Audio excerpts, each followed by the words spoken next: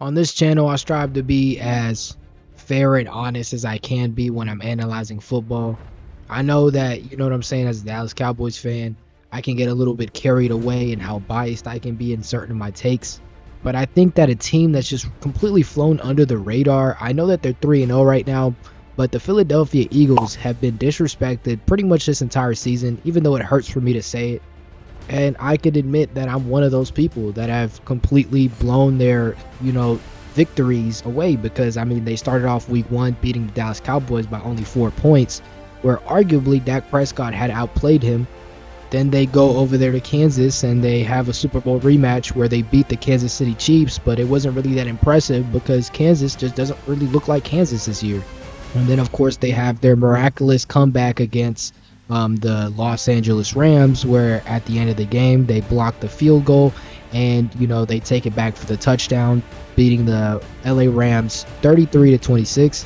And I know that people usually don't really want to root for the team that had won the Super Bowl the previous year, but I'm just here to say that the Philadelphia Eagles are much more scarier than people think. But before we get started, make sure you guys hit like and sub. Each like and sub just drives up the algorithm for my small YouTube channel, and it would mean the world to me if you would subscribe and watch all my YouTube videos on the Twin Beeps channel. I love all of y'all, and let's get straight into the video.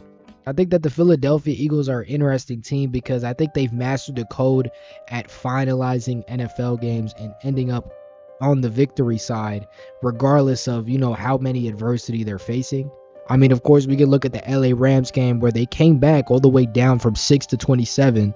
And when looking at the players that they lost, like Jason Kelsey, like Fletcher Cox, like Brandon Graham, Josh Sweat, C.J. Gardner, Johnson, Darius Slay.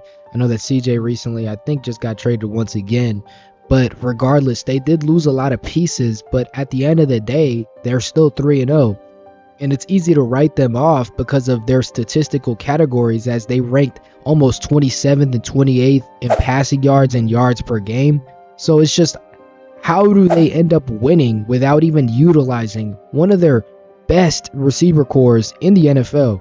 I mean, it'd be easy to say their defense, but at the end of the day, their defense, it looks pretty mediocre when you just look at the numbers, as they're 18th overall in total yards allowed, 15th overall in points allowed, 11th overall in passing yards allowed, and 24th in rushing yards allowed.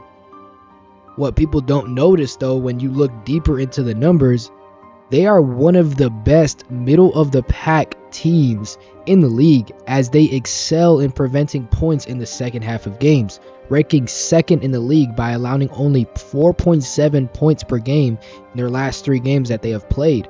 And the Eagles defensive line also ranks 8th in the league, which helps a lot, knowing all the secondary players that they have lost. The Philadelphia Eagles have mastered closing out games. They are one of the best, if not the best team at closing out a game, regardless of if they're up or down. They just know how to close out a game compared to their opponent. And it has to do a lot with coaching. It has to do a lot with the fact that they have Saquon Barkley, which is the best or one of the best running backs in the league. And you can just sit there and chew clock if you're up. And then if you're down, you have 2 of the best receivers that you can throw to, which we saw against the LA Rams. They also have one of the best defensive lines. So if they want to step it up in the 3rd and 4th quarter, which they have been doing, they put a lot of pressure into the quarterbacks. And when it gets to that close game, whoever's going to win, it's going to end up being the Philadelphia Eagles with that Pac-2 punch, with that amazing defensive line and their amazing rushing ability. And they have found a perfect quarterback to encapsulate, I don't even know how to say that word, to encapsulate that level of play. I know that I've been one of the biggest Jalen Hurts haters, but he's good at his job. He's good at being that game manager. He's good at, getting out of the pocket and getting that first down when it's needed. He's also a mobile quarterback. So it just works with their level of offense. It's boring. It's not fun to watch. They're not the Dallas Cowboys that are going to go out there and throw to CD Lamb for 300 yards. And, it's not extravagant, but that's just how you win football games. They've pretty much mastered closing out games, and that's why they're so good. That's why they end up winning these games. And this is why they're probably going to end up making it deep in the playoffs. Although the Kansas City Chiefs aren't the Kansas City Chiefs of last year and the previous years, it's still a pretty competent team to go out there and beat them in their own home field. And then just when everybody is doubting them because they're saying they're a one-trick pony, they only run the ball, they go down 6-27, not really passing much. The Philadelphia Eagles fans are probably irritated at that point. Jalen Hurts turns around and starts passing the ball against the Rams. He ended the game with 21 completions on 32 attempts, giving him a 65.6 completion percentage, 226 passing yards, and 3 passing touchdowns, giving him an 117.4 passer rating. So, yes, Jalen Hurts is capable of passing. He isn't one of the best passers in the league. He's not one of the best, deep threats in the league. But if you need him to throw the ball, he can do it. They just didn't need to do it. You see what I'm saying? They didn't need to do it to beat the Cowboys. They didn't need to do it to beat the Chiefs. And regardless of if they beat a shitty Cowboys team by 4 points, at the end of the day, it's a division rival and they won the game. This isn't college. It doesn't matter about how many points they beat their team by, as long as they win the game. And that's what they're focused on, winning the game and then the next game. And then we move on to the next game. And they ended up in a slump against the Rams, so they turn around and start throwing it to their deep threats.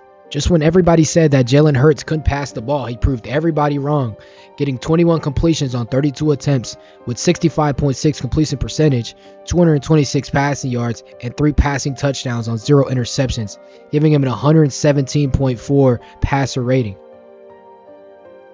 It was almost like in the beginning of the game, they just didn't want to pass the ball, as the Eagles' passing game was significantly limited in the first half, accumulating only 17 yards.